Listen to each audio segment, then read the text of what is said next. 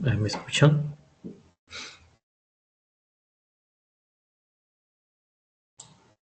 Sí.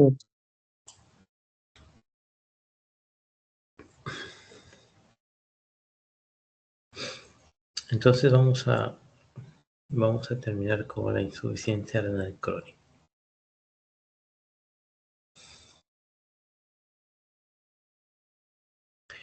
Entonces la definición de insuficiencia renal crónica, dice aquí, es la presencia de alteraciones en su estructura o función del riñón durante un periodo superior a 3 meses, con consecuencias para la salud independientemente de la causa. Los pacientes trasplantados renales, independiente del grado de fallo renal que presente, es decir, los trasplantados renales están considerados como pacientes con insuficiencia renal o enfermedad renal. En realidad, el término general que nosotros usamos es enfermedad renal crónica, porque la insuficiencia renal crónica está referido para las etapas más avanzadas de la disfunción renal, vamos a llamarlo así. Entonces, el término que engloba todo lo que es crónico y patológico se llama enfermedad renal. Y tiene criterio diagnóstico la enfermedad renal crónica, ¿no? En realidad tiene dos criterios diagnósticos. El primer criterio es el descenso del filtrado glomerular menor de 60 mililitros por minuto por 1,73 metros cuadrados. Y el otro característica diagnóstica es la evidencia de un daño renal. ¿Y qué cosa es un daño renal? Es la presencia de albuminuria, proteinuria, alteraciones histológicas en la biopsia renal, alteraciones en el sedimento urinario, alteraciones estructurales detectadas por técnicas de imagen, llámese ecografía, radiografía, tomografía, trastornos hidroelectrolíticos o de otro tipo de origen tubular y la historia de trasplante renal. Entonces todo esto es evidencia de un daño. Y en cuanto a la albuminuria, tenemos la relación de albúmina sobre creatinina en una muestra aislada, que digamos la presencia de este criterio sería mayor de 30 miligramos por gramo. Y si hablamos de excreción de albúmina urinaria, sería mayor de 30 miligramos en orina de 24 horas. Si hablamos de proteinuria, es decir, todas las proteínas que se pueden eliminar por la orina, en su relación de proteínas sobre creatinuria, debe ser mayor de 150 miligramos por gramo. Y si hablamos de una excreción de proteínas a través de la orina, debe ser mayor de 150 miligramos en 24 horas. Entonces nos interesa, como lo hemos hecho ya en las prácticas que vamos desarrollando, que ustedes se ejerciten en la realización de un filtrado glomerular, una tasa de filtración glomerular, utilizando las fórmulas, ¿no? Y nos interesa que ustedes puedan, sobre todo, ubicarse en el grado de albuminuria o proteinuria que tenga el paciente, porque a través de estos dos datos, la tasa de filtración glomerular y la albuminuria, vamos a ubicar al paciente en ciertos diagnósticos y luego darles un manejo y un tratamiento. Etiología. Entonces tenemos a la cabeza la nefropatía diabética, la enfermedad vascular arteriosclerótica, la enfermedad glomerular primaria o secundaria, nefropatías congénitas y hereditarias, nefropatías intersticiales, problemas obstructivos urinarios, infecciones urinarias y enfermedades sistémicas como lupus, vasculitis y las neoplasias. Pero miren, la etiología a la cabeza de la enfermedad crónica está la diabetes.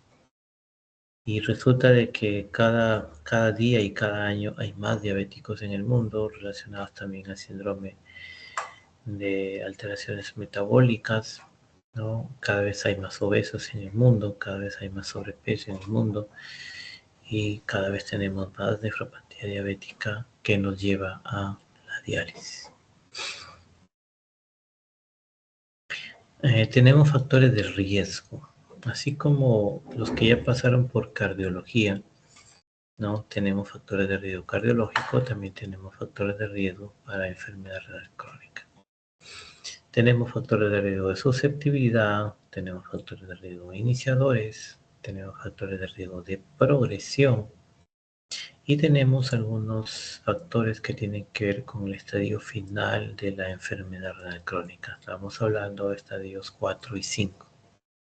¿No? Y estos estarían en relación porque incrementan la morbimortalidad en situación justamente de estadios 4 y 5. ¿Quiénes son? La falta del acceso para diálisis, la anemia, la hipoglucemia, la derivación tardía al nefrólogo y que el paciente presente calcificaciones vasculares.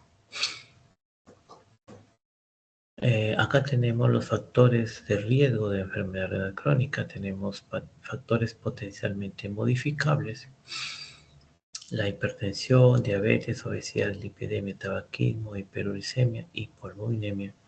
Factores de riesgo no modificables, la edad avanzada, el sexo, la raza, el bajo peso al nacer. Y factores inherentes ya a las etapas finales de la enfermedad renal crónica. Habíamos mencionado anemias, alteraciones del metabolismo del calcio, fósforo, paratormona, acidosis metabólica. Todos estos factores de riesgo van a condicionar cierto grado de proteinuria e hiperfiltración al inicio y luego progresión de la enfermedad renal. Los factores de riesgo no modificables. Tenemos la edad, el sexo, la raza y el bajo peso nacer, ¿no? Se ha demostrado de que a mayor edad la incidencia de enfermedad crónica es mayor. Y una cosa es tener 20 años, otra cosa es tener 40, otra cosa es tener 60 y así. Es decir, a más edad, más frecuencia de enfermedad crónica. En cuanto al sexo, está demostrado que siempre los varones van a estar con mayor frecuencia de enfermedad renal que en las mujeres. Incluso hablando también del tratamiento de diálisis. En cuanto a la raza, sabemos que la raza afroamericana es la población más afectada porque está en relación a tener más hipertensión arterial severa, ¿no? Indudablemente que los factores socioculturales y económicos y también probables factores genéticos van a condicionar y van a ayudar a que en cuanto a la raza afroamericana sea más frecuente la enfermedad renal crónica. El bajo peso al nacer también está asociado al número reducido de nefronas al nacer y esto va o puede condicionar a la larga un desarrollo de enfermedad renal crónica. La masa renal reducida, también habitualmente tenemos, dice, 1 millón de nefronas en cada riñón. La masa nefronal reducida es el número menor de nefronas y está en relación también con el bajo peso al nacer y tener menos número de nefronas y a la larga pues mayor insuficiencia renal. Dice acá, los estudios epidemiológicos demuestran claramente que el bajo nivel social, cultural y económico se asocia a peor salud. La enfermedad renal no escapa a estas circunstancias. Y factores genéticos. También están incluidos factores genéticos. Hay enfermedades genéticas, ¿no?, que se transmiten en familia de padres a hijos, como por ejemplo las poliquistosis renales, ¿no?, o algunas mutaciones de unos genes. Indudablemente que eso tiene peor pronóstico que otro tipo de enfermedades no genéticas. Los factores de riesgo modificables, aquí es donde nosotros podemos actuar, donde nosotros debemos actuar, en realidad no es que podemos, debemos actuar. Manejando la hipertensión arterial sistémica, porque es frecuente en la enfermedad renal y es una de las causas también de enfermedad renal en el mundo y en Estados Unidos, después de la diabetes. La proteinuria. La proteinuria tenemos que verlo como un objetivo de disminuirla. ¿Por qué? porque la cuantía de la proteinuria está relacionada a la supervivencia del riñón, es decir, a mayor proteinuria, yo voy a tener una tasa más rápida de progresión a enfermedad renal crónica. Por eso es que tengo que manejarla lo más que se pueda para disminuir la progresión de la enfermedad renal crónica. También se ha mencionado el sistema renina-angiotensina-aldosterona, que está relacionado con la enfermedad renal crónica, porque esto está relacionado con la hipertensión arterial, con la proteinuria, con la albuminuria, con la enfermedad cardiovascular probablemente. Entonces tenemos que actuar en este eje que está activado en la enfermedad renal crónica. La obesidad, ya sabemos, la obesidad y el sobrepeso normalmente que va a condicionar una progresión mayor de la enfermedad renal crónica. El tabaquismo ya está archi conocido que no es bueno para nada ni para nadie, así que para los riñones tampoco. En cuanto a la fisiopatología, la enfermedad renal crónica, indudablemente que es secundaria a la reducción de la masa renal producida por una variedad de nodos. Es decir, si yo voy a entrar a la enfermedad renal crónica, bueno, lo más lógico es que voy a perder células, voy a perder nefronas. Y si no las pierdo, esa enfermedad va a hacer que funcionen mal. No, ahí cuando dice la definición, alteraciones estructurales o funcionales. Es decir, tengo el mismo número de células renales, pero sin embargo no funcionan bien. ¿Quiénes me pueden dañar? Pues la hipertensión y la diabetes a la cabeza, ¿no? Entonces vamos a tener una disminución del filtrado glomerular y los cambios compensatorios, ¿no?, van a lesionar progresivamente la función renal remanente de las células. Esto se asocia con factores no modificables como la genética, la de sexo, y modificables como hábitos higiénicos, dietéticos, hipertensión. Es decir, al principio tenemos una población renal de 2 millones de nefronas, pero la etiología me va a dañar las nefronas progresivamente si es que yo no hago nada. Quizás en un lapso de 5 o 10 años ya no voy a tener 2 millones, sino voy a tener 1 millón. Entonces, las células remanentes van a tener que trabajar más. Van a haber cambios hemodinámicos. Aparte de la reducción de la masa nefronal, van a también a expresarse factores genéticos, la edad, el sexo, hábitos higiénicos dietéticos, hipertensión, y entonces es una avalancha de daños que le van a caer a esas células remanentes. Indudablemente que van a participar factores proinflamatorios, vasoactivos, ¿no?, el sistema nervioso simpático y fundamentalmente el sistema renina-angiotensina-aldosterona, lo que les estaba diciendo. La hipertrofia de las nefronas remanentes y la hiperfiltración de proteínas plasmáticas cierra el círculo vicioso que conduce a fallo renal terminal. Esto significa fallo renal estadio 5.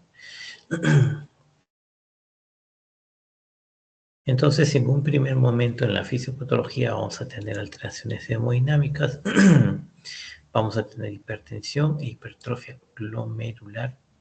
Esta es una respuesta compensadora de las nefronas remanentes intactas. En un segundo momento vamos a tener isquemia renal.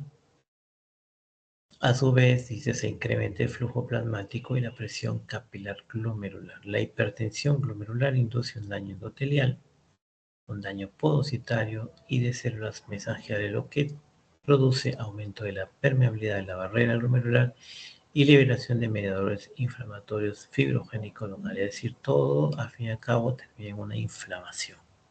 Es decir, todas las enfermedades van a inflamar. La inflamación es de tipo inmunológico, es decir, va a haber factor de necrosis tumoral beta, va a haber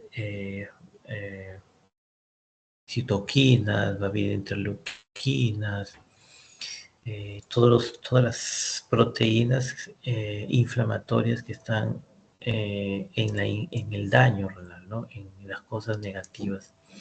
Entonces vamos a tener un gran proceso inflamatorio y luego de ese gran proceso inflamatorio vamos a tener una cicatrización, porque una vez que se inflama tiene que curarse y pasa a ser cicatrización. En el glomérulo, la cicatrización se llama glomeruloesclerosis, es decir, termina por esclerosarse el glomérulo, no pierde sus glomérulos, pierde todo, porque la primera fase de la formación de la orina es el filtrado glomerular, y si no hay filtrado glomerular, no hay nada. Dice acá, hay factores implicados en la fibrosis renal, como la alteración del metabolismo del óxido nítrico, la hipoxia y la generación de renina-angiotensina-aldosterona. En la RC avanzada suelen ser semejantes en distintos pacientes. ¿Qué cosa?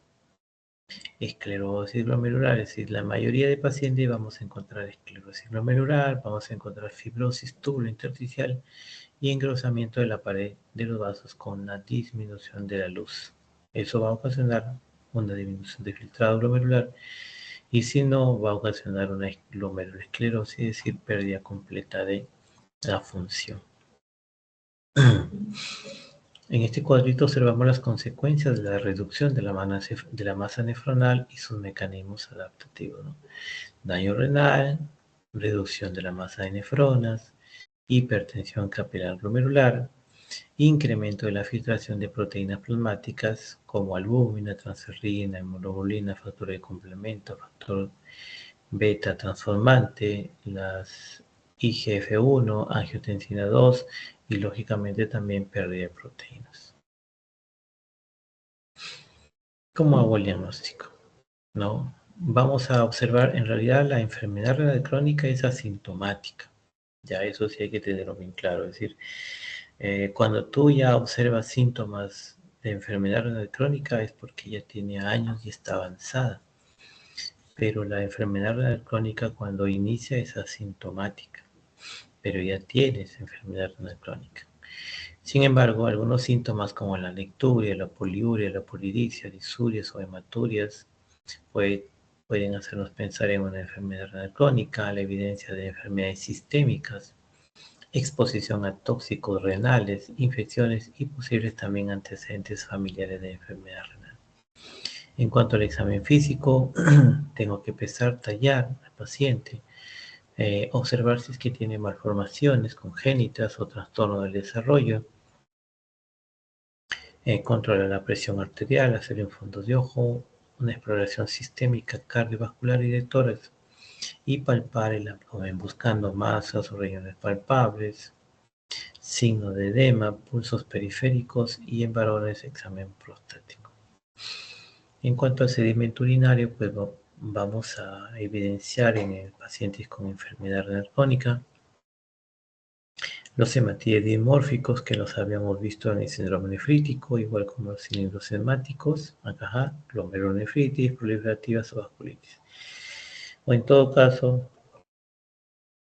vamos a encontrar cilindros leucocitarios que se encuentran en las pielonefritis o nefritis intersticiales. Vamos a encontrar cilindros lipídicos en patologías proteinúricas, células tubulares renales o cilindros granulares y serios son indicaciones de la presencia de lesión renal. En cuanto a los parámetros bioquímicos, indudablemente sabemos que la enfermedad renal crónica está relacionada a anemia, alteraciones en el metabolismo calcio-fósforo-PTH, el FG23, la vitamina D, en el ácido base, ¿no? También se pueden usar test genéticos, habíamos visto en el síndrome focalización que se pueden usar los test genéticos. La ecografía renal en todos los casos para comprobar en primer lugar que existen dos riñones. Hay muchos pacientes que tienen un riñón y medio, un riñón bueno, un riñón malo, y si es que no le tomamos una ecografía renal no sabemos su condición inicial. Hay que medir el tamaño, la morfología, los movimientos, descartar problemas obstructivos urinarios, podemos realizarle una ecografía Doppler para poder llegar a un diagnóstico si es que el paciente tiene una estenosis o una trombosis de la arteria renal. La urografía intravenosa ya no está usada actualmente porque esta urografía usa la sustancia de contraste en yodo y sabemos que el yodo es un nefrotóxico. Entonces ahora lo que se usa son tomografías, ¿no? Y siempre y cuando la función renal esté por arriba del 50% para el uso de sustancias de contraste, o en todo caso la gamografía que usa el galodinio. También podemos hacer una angiografía digital si es que queremos ver con mayor precisión el árbol arterial renal, pero lógicamente también tengo que tener cuidado con la función renal porque menos del 50% los riesgos se incrementan para nefrotoxicidad. Y luego también tengo que puedo hacer una biopsia renal, ¿no? Este, por ejemplo, es un riñón normal, ¿no? Acá tenemos un riñón que parece un frijol, así como dice la literatura, ¿no? Un grosor parenquimal adecuado. Y acá, por ejemplo, tenemos una ecografía con un riñón que tiene múltiples quistes. Prácticamente aquí no se observa parenquima renal, ¿no? El parenquima renal se ha perdido porque lo están ocupando los quistes. Esta es una enfermedad poliquística renal.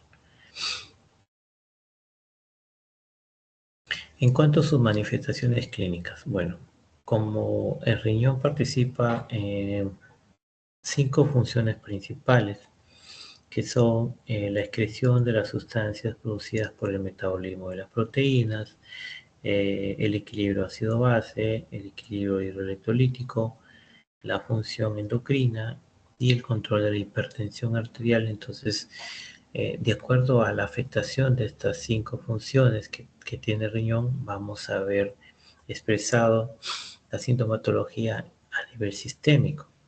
Sabemos que todo lo que hace el riñón va a estar, se va a evidenciar en la sangre.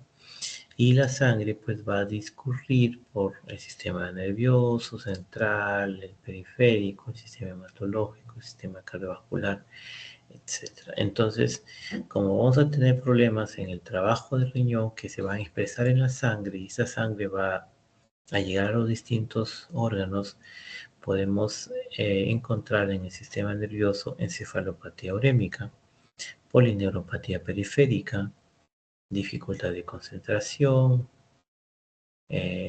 podemos encontrar hipotensión ortostática, etc. A nivel hematológico, anemia, disfunción plaquetaria en el sistema cardiovascular, a la cabeza hipertensión, insuficiencia cardíaca, angina de pecho, pericarditis, a nivel digestivo, anorexia, náuseas, vómitos, pérdida de peso, hemorragia digestiva alta o baja.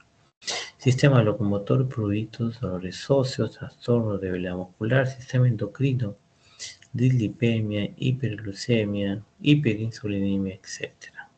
Entonces, la manifestación de la enfermedad renal es sistémica, ¿sí? Y cuando ya tenemos un síndrome urémico, eso significa que los órganos están disfuncionando por acción de la intoxicación de las sustancias que no son eliminadas a través del riñón. Entonces, cuando yo me enfrento a un paciente con enfermedad renal o que creo que tiene enfermedad renal, lo primero que tengo que hacer es la medición del filtrado glomerular. Dice aquí, el filtrado glomerular es un parámetro crítico para el estadiaje. Para eso me va a servir el filtrado glomerular. Y también necesito yo hacer su seguimiento y su manejo. Entonces, para valorar el filtrado glomerular se dice que lo más preciso son sustancias que están fuera del organismo.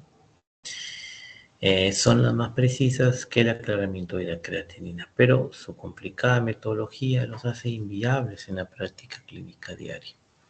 Entonces lo que se usa es el clearance de creatinina, que es el más difundido, pero bueno, tiene también sus limitaciones, ¿no? Que tiene que ver con la creatinina que también incrementa la secreción tubular, por lo cual conlleva un error de aproximadamente 10 o 30%.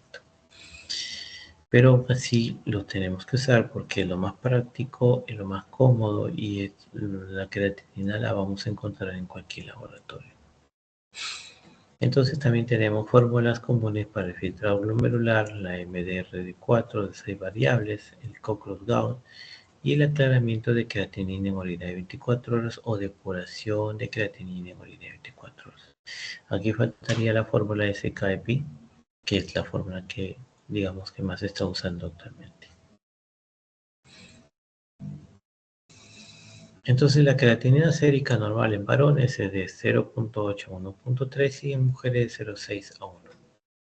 Podemos tener cambios no significativos, más o menos de 0.3 miligramos por decilitro, y se dice que el filtrado glomerular va a descender en un 50%, y es en ese momento cuando recién la creatinina va a empezar a incrementarse. Entonces ya hemos visto que se han desarrollado fórmulas para el cálculo del filtrado glomerular utilizando variables analíticas, demográficas y antropométricas para obviar la necesidad de la recolección de orina de 24 horas. La ecuación de Coplug-Gauss es la menos precisa en pacientes mayores de 65 años o con pesos extremos. La monitorización periódica de la creatinina sérica es útil para conocer si el filtrado glomerular cambia o se mantiene estable. Es decir, la creatinina sola no nos sirve para definir una función renal. La creatinina sola nos es útil para conocer si la función renal se mantiene igual o está aumentando o está disminuyendo, pero no nos dice cuánto es. Para que nos diga cuánto es, yo a esa creatinina la tengo que incluir dentro de una fórmula que ya las hemos mencionado. Entonces, las fórmulas basadas en creatinina tienen sus limitaciones, ¿no?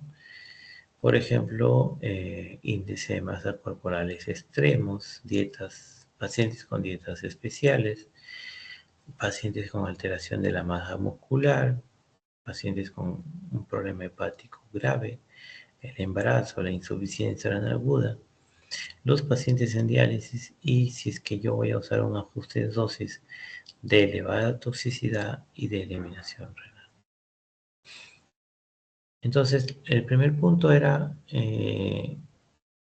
estadiar el paciente a través de la tasa de filtración glomerular. El segundo punto es cuantificar la proteinuria. Ya lo habíamos mencionado. En la proteinuria normal en 24 horas es hasta 150 miligramos y la albúmina normal en orina de 24 horas es menor de 30 miligramos. Estos valores van a cambiar si es que el paciente tiene fiebre, estrés o si es que está consumiendo elevada cantidad de proteína. Por eso es que estos análisis deben ser realizados en un estado basal. Entonces, la magnitud de la proteinuria, es decir, la cuantía de la proteinuria, es el principal factor modificable que influye decisivamente en el pronóstico y en la toma de decisiones clínicas, siendo asimismo un factor independiente del riesgo cardiovascular.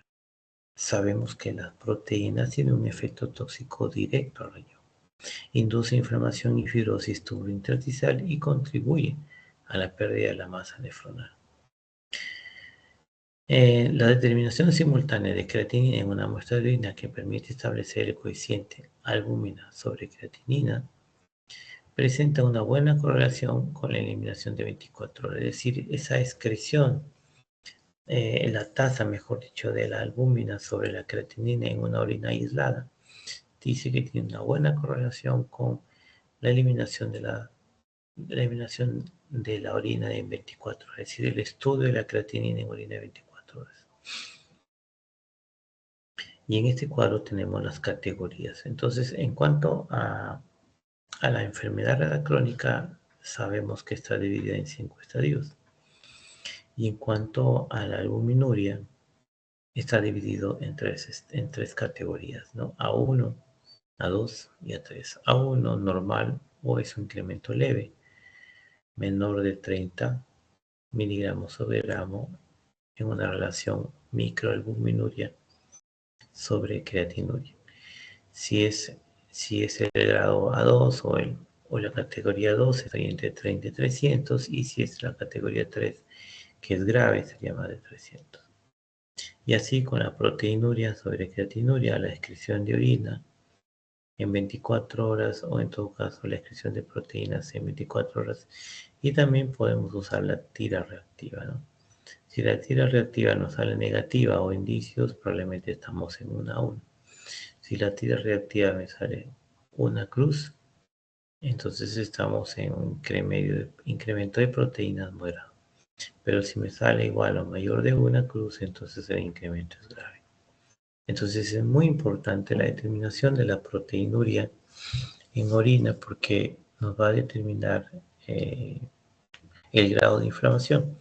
Y al determinarnos el grado de inflamación nos va a determinar la supervivencia del riñón. Entonces en este cuadrito tenemos lo que habíamos relatado. Acá están las categorías de la enfermedad renal crónica, ¿no? Estadio 1, estadio 2, estadio 3A, estadio 3B, estadio 4 y estadio 5. Y por el otro lado tenemos a la cuantía de las proteínas en la 1, en la 2, en la 3. Entonces observamos que si juntamos un G1 con un A1, está en verde. ¿Qué significa? Que tiene una baja probabilidad de progresión y de mortalidad relacionada a problema renal. Pero si este paciente está en un G5 con un A3, este paciente tiene una alta mortalidad, tiene un pronóstico malo desde el punto de vista del riñón y se puede complicar desde el punto de vista cardiovascular. También nos sirve este cuadrito para determinar quién va a manejar los pacientes. Es decir, por ejemplo, los pacientes de colorcito verde los puede manejar el médico general. Los pacientes de colorcito amarillo los puede manejar el médico de familia o el internista. Pero a partir del colorcito naranja y los rojos, hasta más rojo intenso, eso ya es manejo del nefrólogo. Entonces, cada vez que llegue el paciente a ustedes, necesitan que le hagan una tasa de filtración glomerular y necesitan realizarle el test de proteínas sobre creatinina en orina en una muestra al azar para poder determinar en qué situación se encuentra su paciente. ¿Cómo tengo que manejar a mi paciente con enfermedad renal crónica? Bueno, lo que tengo que hacer es manejar los factores de riesgo. La presión arterial es un factor de riesgo, la anemia es un factor de riesgo. Revisa la medicación, ¿por qué? Porque tengo que ajustarla de acuerdo a la filtrado glomerular. Los AINE, las sustancias de contraste o los aminoglucósidos son nefrotóxicos. También tengo que revisar los hábitos dietéticos, recomendando el ejercicio físico adecuado para cada edad y situación clínica, conseguir el peso ideal, así como el abandono del tabaquismo, y orientando al paciente sobre el tipo de dieta a seguir según el filtrado glomerular. Por ejemplo, en el estadio 1 a 3 solo se recomienda restricción moderada de sodio en caso de ser hipertenso o sobrecardiaco. En estadio 4 o 5 recomendamos dietas para restricción moderada de sodio, potasio, fósforo y proteínas. Acá le pone como una proteína para la dieta de 0,8 por kilo por día. Y indudablemente tengo que hacer estudio de laboratorio, ¿no? Hemograma, creatinina, glucosa, urea, sodio, potasio, calcio, etc. Y hacerle su filtrado glomerular con la fórmula CKEPI con creatinina. A realizar el cociente creatinina sobre albúmina en orina de muestra al azar y revisar siempre los criterios, ¿no?, de derivación al nefrólogo cada vez que lleguen los pacientes. Entonces esto ya lo habíamos dicho: ejercicio físico, dieta, la hidratación, la restricción proteica, la restricción salina y el ajuste individualizado para lo que es fósforo, calcio, potasio, ácido úrico. Este es algo muy similar, dice objetivo de la especialidad en el seguimiento del paciente con enfermedad renal crónica. Acá están los objetivos para el nefrólogo y acá están los objetivos para el médico de atención primaria, dependiendo la tasa de filtración glomerular.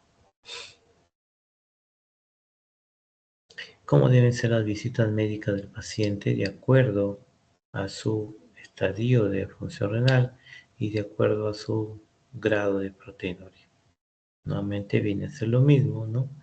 Ver rojo y amarillo en este caso una función renal menor de 15 mililitros por minuto por 1,73 metros cuadrados, con una categoría de albuminuria de A3, debe ser evaluado por el nefrólogo mayor a 4 veces al año o mínimo 4 veces al año. Y así los demás como ejemplos. El manejo terapéutico ya le hemos ido avanzando, la renoprotección que tiene que ver con el uso de YECARA2, dosis antihipertensivas, el uso dual combinado de YECARA2 no está tan sustentado. En cuanto a la hipertensión arterial, sí puede usar calcio antagonistas, metilopa, beta bloqueante, vasodilatadores. Manejo hidrosalino y de la hipertensión arterial, ya le hemos dicho, hay que bajar el sodio de la dieta, ¿no? Y en cuanto a la diabetes, pues el uso de insulina o el uso de medicamentos que puedan ayudar tanto al riñón, que puedan ayudar tanto al manejo de la glucosa como al riñón. Como ahora han salido unos medicamentos que están mejorando esos aspectos. Si tenemos lipidemia, pues usar estatinas o estatinas con ezetimiba. Si tenemos problemas de acidosis metabólica, pues hay que darles bicarbonato. Y si hay hiperuricemia, bueno, utilizar allopurinol o otro medicamento que no se entiende. Bueno, entonces ya sabemos encontrar la situación de nuestro paciente a través de esos dos parámetros. Una es la tasa de filtración glomerular y el otro es la cantidad de proteína. Listo, ya sé dónde está ese paciente, pero sin embargo, yo tengo que ver si es que el paciente está progresando a enfermedad renal, que es lo que me interesaría en realidad.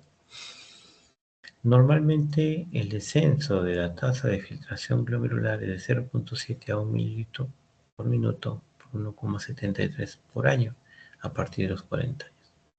Entonces un descenso de filtrado glomerular mayor de 5 en un año o mayor de 10 en 5 años y descartando criterios de deterioro agudos de la función renal, entonces estamos pensando que este paciente pueda tener una progresión de la enfermedad renal. Y aquí está lo mismo, ¿no? Pero también podemos sospechar la progresión por un deterioro del filtrado glomerular mayor del 25%, descartando factores funcionales. O en todo caso, disminución de más del 25% de filtrado glomerular o un descenso sostenido del filtrado glomerular mayor de 15 mililitros por minuto por 1,73 en un año. Indudablemente, el aumento de la cantidad de la proteinuria también es un factor de progresión, ¿no? Pasar de una categoría inferior a una categoría superior en cuanto a las proteínas también o la función. Tenemos que realizar mediciones de filtrado glomerular por lo menos cada 3 meses y actualizar nuestra data de enfermedad renal crónica o de proteinuria si es que tenemos un nuevo hallazgo de reducción del filtrado glomerular.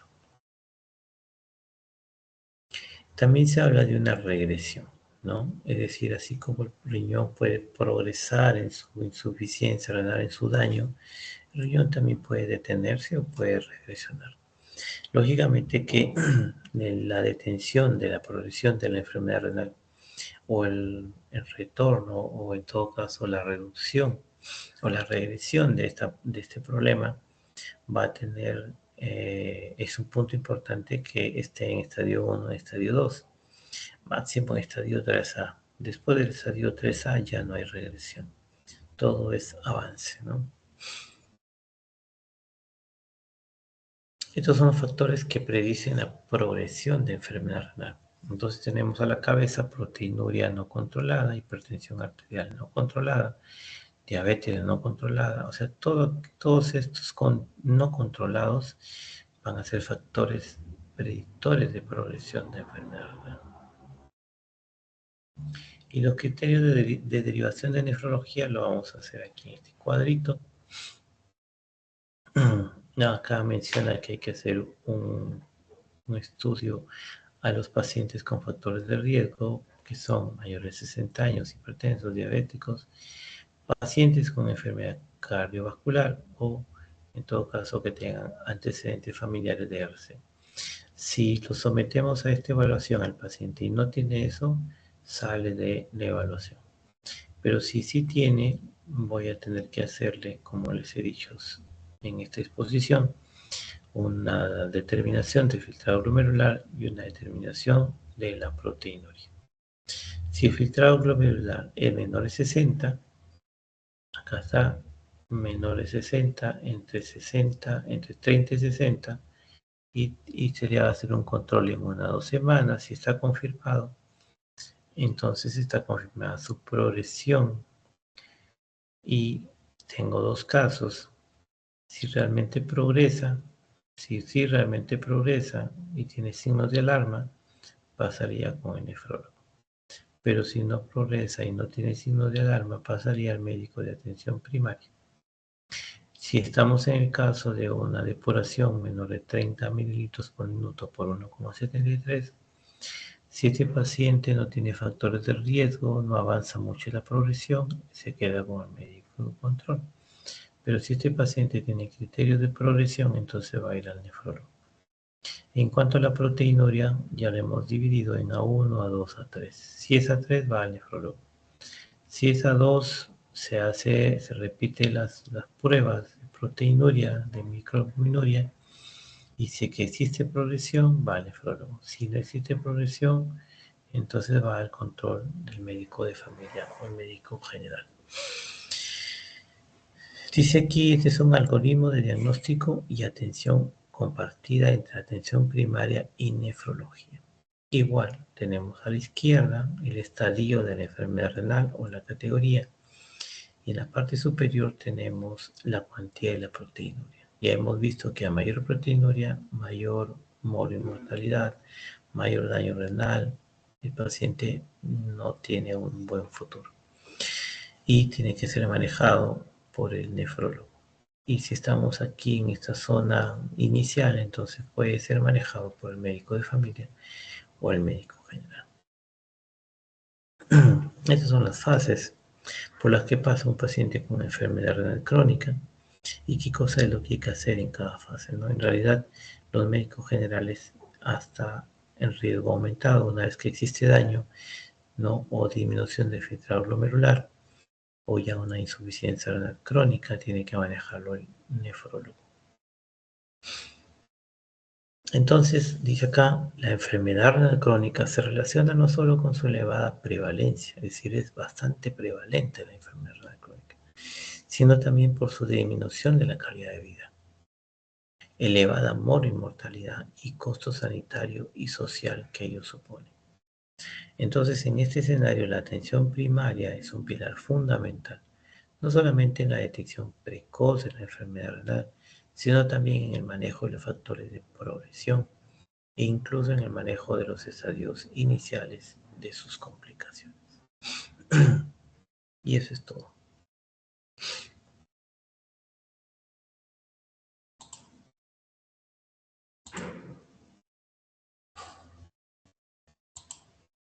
¿Alguna pregunta?